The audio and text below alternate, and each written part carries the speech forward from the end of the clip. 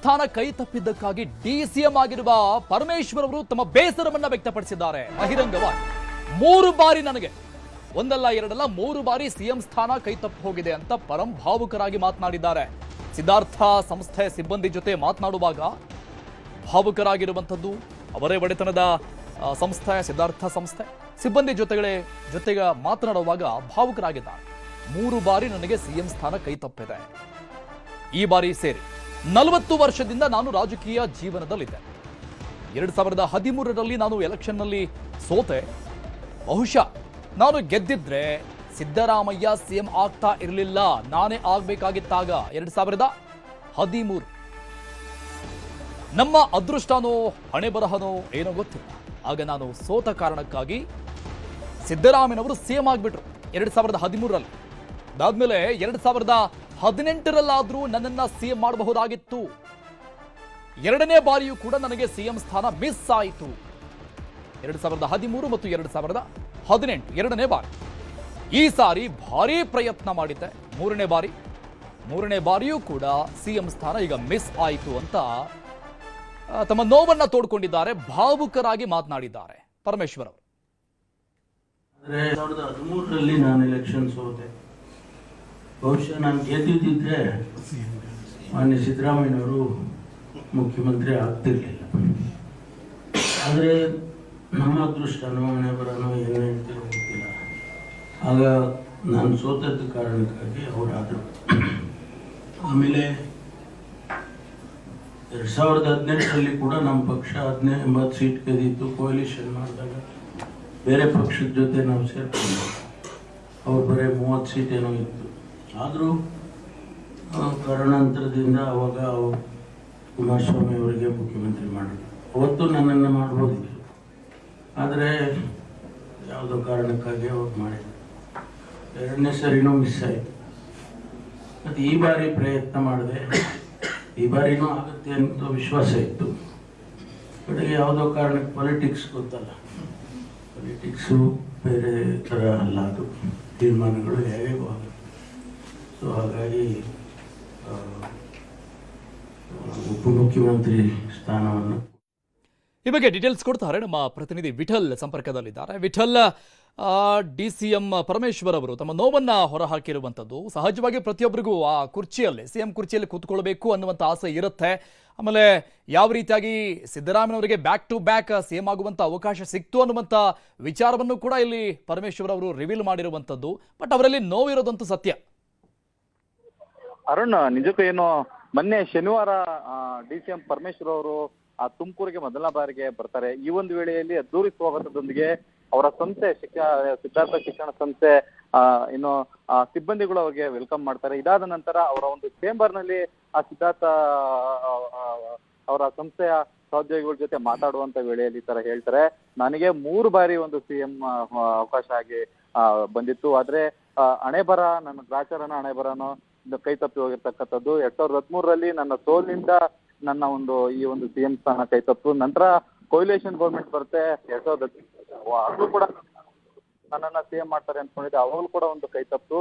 ಈಗ ಏನೋ ಸಿಎಂ ಸಿದ್ದರಾಮಯ್ಯನವರು ಅಂದ್ರೆ ಮಾಜಿ ಸಿಎಂ ಸಿದ್ದರಾಮಯ್ಯನವರು ರಾಜೀನಾಮೆ ಬಳಿಕ ನನಗೆ ಸಿಗುತ್ತೆ ಅಂತ ವಿಶ್ವಾಸ ಇತ್ತು. ಇವಾಗಲೂ ಕೂಡ ಒಂದು ಮಿಸ್ ಆಗಿದೆ, ನನ್ನ ಹಣೆ ಬರನೇ ಸರಿ ಇಲ್ಲ ಅಂತ ಹೇಳಿರ್ತಕ್ಕಂಥದ್ದು. Arun, thank you Vitthal ಡೀಟೇಲ್ಸ್ಗೆ.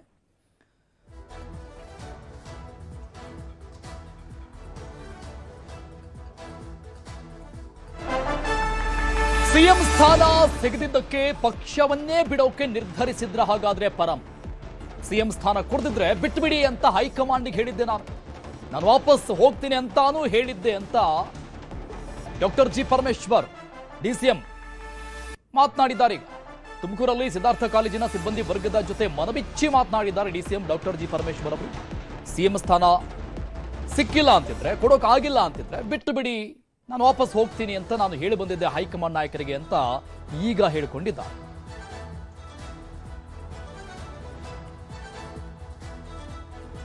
Doctor G Parameshwar ಅವರ ಮನದಾಳದ ಮಾತುಗಳಿದು.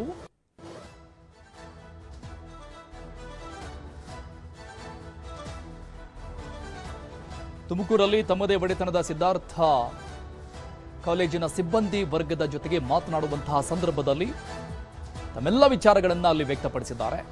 ಈ ಬಗ್ಗೆ ಇನ್ನಷ್ಟು ಡೀಟೇಲ್ಸ್ ಕೊಡ್ತಾರೆ ನಮ್ಮ ಪ್ರತಿನಿಧಿ ತಿಮ್ಮೇಗೌಡರು, ಲೈವ್ನಲ್ಲಿ ಜಾಯ್ನ್ ಆಗ್ತಾ ಇದ್ದಾರೆ. ತಿಮ್ಮೇಗೌಡ್ರೆ, ರಾಜ್ಯದಲ್ಲಿ ಯಾವಾಗೆಲ್ಲ ಈ ದಲಿತ ಸಿಎಂ ಅನ್ನುವಂಥ ಕೂಗು ಮುನ್ನೆಲೆಗೆ ಬರುತ್ತೆ, ಅಲ್ಲಿ ಎರಡು ಹೆಸರುಗಳು ಪ್ರಮುಖವಾಗಿ ಕೇಳಿ ಬರುತ್ತೆ. ಒಂದು ಮಲ್ಲಿಕಾರ್ಜುನ ಖರ್ಗೆ ಅವರ ಹೆಸರು, ಅದರ ಜೊತೆಗೆ ಕೇಳಿ ಬರುವಂತಹ ಪ್ರಮುಖ ಹೆಸರೇ ಜಿ ಪರಮೇಶ್ವರ್ ಅವರ ಹೆಸರು. ಈ ಹಿಂದೆ ಮಾತನಾಡ್ತಾ ಹಾಸ್ಯಾಸ್ಪದವಾಗಿ ತಮ್ಮ ನೋವನ್ನು ಹೊರಹಾಕಿದ್ರು ಮಲ್ಲಿಕಾರ್ಜುನ ಖರ್ಗೆ ಅವರು ಯಾವುದೋ ಒಂದು ಖಾಸಗಿ ಕಾರ್ಯಕ್ರಮದಲ್ಲಿ. ಇವತ್ತು ಡಾಕ್ಟರ್ ಜಿ ಪರಮೇಶ್ವರ್ ಅವರು ಈ ವಿಚಾರವನ್ನ ವ್ಯಕ್ತಪಡಿಸಿದ್ದಾರೆ, 3 ಬಾರಿ ನಂಗೆ ಕೈ ತಪ್ಪು ಹೋಗಿದೆ ಅಂತ. ಖಂಡಿತವಾಗಿ ಅರುಣ್ ಉಗಾರ್, 3 ಬಾರಿ ಡಾಕ್ಟರ್ ಜಿ ಪರಮೇಶ್ವರ್ ಅವರಿಗೆ ಮುಖ್ಯಮಂತ್ರಿ ಹುದ್ದೆ ತಪ್ಪಿರೋದು ಅದು ಜಗಜ್ಜಾಹಿರ. ಯಾಕಂತ ಹೇಳಿದ್ರೆ 2013ರಲ್ಲಿ ತಮ್ಮ ನಾಯಕತ್ವದಲ್ಲಿ KPCC ಅಧ್ಯಕ್ಷ ಸ್ಥಾನದ ನೇತೃತ್ವದಲ್ಲೇ, ಅಂದರೆ KPCC ಅಧ್ಯಕ್ಷರಾಗಿದ್ದರು, ಅವತ್ತು ಡಾಕ್ಟರ್ ಜಿ ಪರಮೇಶ್ವರ್ ಅವರ ನೇತೃತ್ವದಲ್ಲಿ ಆ ಒಂದು ಚುನಾವಣೆ ನಡೆದಂಥ ಸಂದರ್ಭದಲ್ಲಿ ರಾಜಕೀಯ ಸ್ಥಿತ್ಯಂತರಗಳಿಂದ, ರಾಜಕೀಯ ಕೆಲವೊಂದಷ್ಟು ಬದಲಾವಣೆಗಳ ಕಾರಣದಿಂದಾಗಿ ಡಾಕ್ಟರ್ ಜಿ ಪರಮೇಶ್ವರ್ ಅವರು ಕೊರಟಗೆರೆ ವಿಧಾನಸಭಾ ಕ್ಷೇತ್ರದಿಂದ ಸ್ಪರ್ಧಿಸಿ ಪರಾಭವಗೊಂಡರು. ಅವತ್ತು ಡಾಕ್ಟರ್ ಜಿ ಪರಮೇಶ್ವರ್ ಅವರು ಗೆಲುವನ್ನು ಸಾಧಿಸಿದ್ರೆ ಅವತ್ತು ಡಾಕ್ಟರ್ ಜಿ ಪರಮೇಶ್ವರ್ ಅವರು ಮುಖ್ಯಮಂತ್ರಿ ಹುದ್ದೆಗೆ ಏರ್ತಾ ಇದ್ರು. ಯಾಕಂತ ಹೇಳಿದ್ರೆ ಅವತ್ತು ಕಾಂಗ್ರೆಸ್ ಸರ್ಕಾರ ಅವತ್ತು ಬಹುಮತವನ್ನು ಪಡ್ಕೊಂಡಿತ್ತು. ಆದರೆ ಅನಿವಾರ್ಯ ಕಾರಣದಿಂದ ಅವರು ಸೋಲುಂಡಂಥ ಹಿನ್ನೆಲೆಯಲ್ಲಿ ಅವತ್ತು ಅಧ್ಯಕ್ಷ ಸ್ಥಾನ ಕೈ ತಪ್ಪಿ ಹೋಯಿತು. ಅದಾದ ಬಳಿಕ 2018ರಲ್ಲಿ ಕಾಂಗ್ರೆಸ್ 80 ಸ್ಥಾನ ಪಡ್ಕೊಳ್ತು, JDS ಏನು 40 ಸ್ಥಾನವನ್ನು ಪಡ್ಕೊಂಡಂಥ ಹಿನ್ನೆಲೆಯಲ್ಲಿ ಅಲ್ಲಿ ಮೈತ್ರಿ ಸರ್ಕಾರ ರಚನೆ ಆಯಿತು. ಮೈತ್ರಿ ಸರ್ಕಾರ ರಚನೆ ಆದಂಥ ಹಿನ್ನೆಲೆಯಲ್ಲಿ ಕಾಂಗ್ರೆಸ್ ನಾಯಕರು ಮನಸ್ಸು ಮಾಡಿದರೆ ಡಾಕ್ಟರ್ ಜಿ ಪರಮೇಶ್ವರ್ ಅವರು ಅವತ್ತು ಮುಖ್ಯಮಂತ್ರಿ ಹುದ್ದೆಗೆ ಏರ್ತಾ ಇದ್ರು. ಆದರೆ 80 ಸ್ಥಾನ ಪಡ್ಕೊಂಡ್ರೂ ಕೂಡ ಅವತ್ತು ಅನಿವಾರ್ಯವಾಗಿ JDSಗೆ ಮುಖ್ಯಮಂತ್ರಿ ಹುದ್ದೆಯನ್ನು ಬಿಟ್ಟುಕೊಟ್ಟು ಏನು ಮುಖ್ಯಮಂತ್ರಿಯಾಗಿ HD ಕುಮಾರಸ್ವಾಮಿಯವರು ಆಯ್ಕೆ ಆದ್ರು ಅವತ್ತು.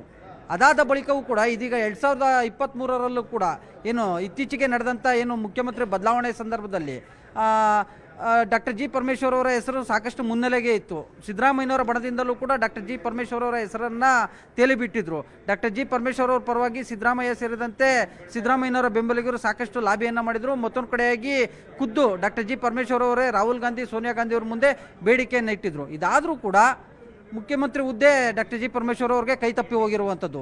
ಸೊ ಈ ಒಂದು ವಿಚಾರವನ್ನು ಇವತ್ತು ಅಂದರೆ ಅವರ ಒಂದು ಶಿಕ್ಷಣ ಸಂಸ್ಥೆ ಆಗಿರ್ತಕ್ಕಂಥ ಸಿದ್ಧಾರ್ಥ ಶಿಕ್ಷಣ ಸಂಸ್ಥೆ ಸಿಬ್ಬಂದಿಗಳ ಜೊತೆ ಮಾತನಾಡುವಂಥ ಸಂದರ್ಭದಲ್ಲಿ ತುಂಬ ಭಾವುಕರಾಗಿ ಈ ಒಂದು ವಿಚಾರವನ್ನು ಹಂಚ್ಕೊಂಡಿರ್ತಕ್ಕಂಥದ್ದು. ಏನು, ನನಗೆ 3 ಬಾರಿ ಮುಖ್ಯಮಂತ್ರಿ ಹುದ್ದೆ ಕೈ ತಪ್ಪಿ ಹೋಗಿದೆ, ಈ ಬಾರಿ ಕೊನೆಯದಾಗಿ ಪ್ರಯತ್ನವನ್ನು ಪಟ್ಟೆ, ಆ ಸಂದರ್ಭದಲ್ಲಿ ಈ ಬಾರಿ ನನಗೆ ಮುಖ್ಯಮಂತ್ರಿ ಹುದ್ದೆಯನ್ನು ನೀಡದೇ ಇದ್ದರೆ ನಾನು ಪಕ್ಷದಿಂದ ದೂರ ಸರಿತೀನಿ, ನನಗೆ ರಾಜಕಾರಣವೇ ಬೇಡ, ನನಗೆ ಬೇರೆಯದ್ದೇ ಕೆಲಸಗಳಿದ್ದಾವೆ ಅನ್ನುವಂಥ ಒಂದು ನಿಟ್ಟಲ್ಲಿ ಹೈಕಮಾಂಡ್ ನಾಯಕರ ಮುಂದೆ ಹೇಳಿದ್ದೆ.